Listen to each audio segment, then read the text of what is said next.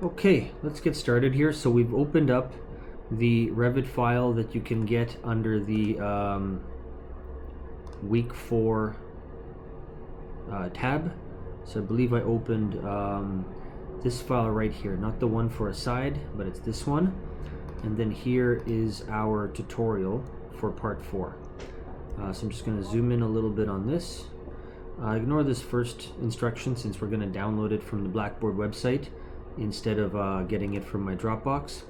But what we're going to focus on, at least in the first page, I believe, is notation.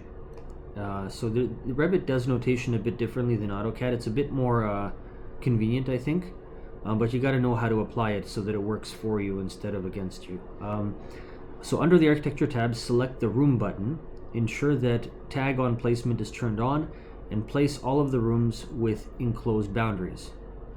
So what that means is we're going to go to Floor Plans Level 1. I'm going to cancel that for now.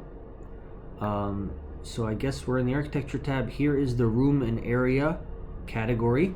And so what it means, grab Room, Tag on Placement. Okay, there we go. And now when it says rooms with enclosed boundaries, I think it means don't tag this room yet, right? Because this is a really big room, and I think we're going to want to split it into a couple of spaces. But this, for instance, is a closed room. This is a closed room. So I'm just going to start clicking.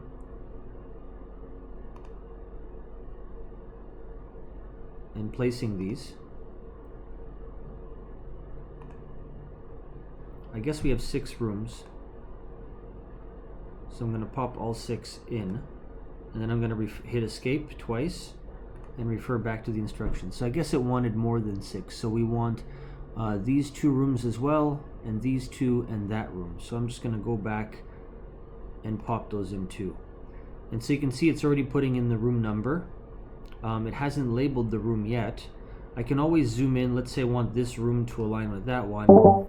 I can always grab it and move it down a little bit so that it lines up with the other one. Okay, so I'm going to go back to Architecture, Room. Let's pop these guys in. It's a little bit slow for some reason.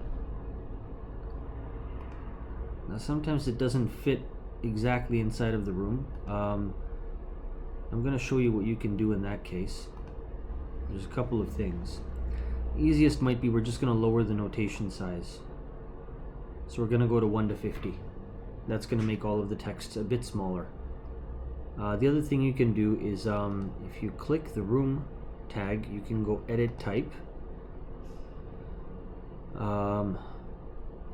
Show value, room number.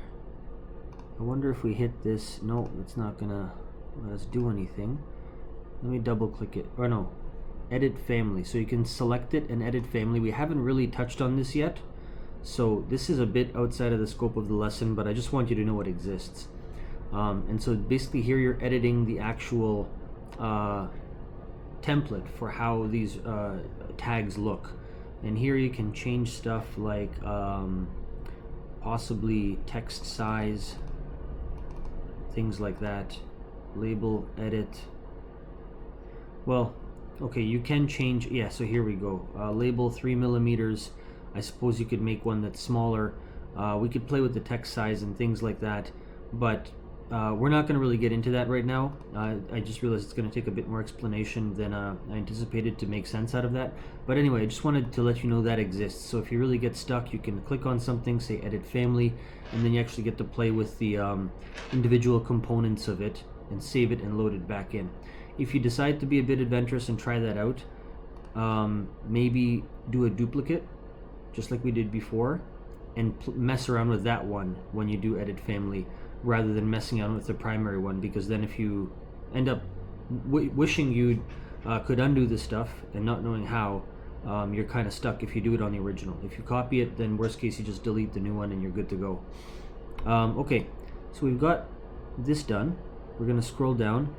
The room separator tool is used in lieu of walls to designate boundaries within large rooms. Use the room separator tool to designate boundaries and then tag the newly designated rooms as shown. So I guess we're splitting up 1, 2, this space into 2 rooms and this space into 3 rooms. So one way of Revit kind of deciding what's a room is if it's enclosed by walls. Another way you can do it is you use the room separator and you just draw a line. That's all. There's one there. I hit escape. Another one there. Hit escape. And one more here and hit escape. I hit escape twice. Now I'm gonna go. No worries. Teaching? Stop.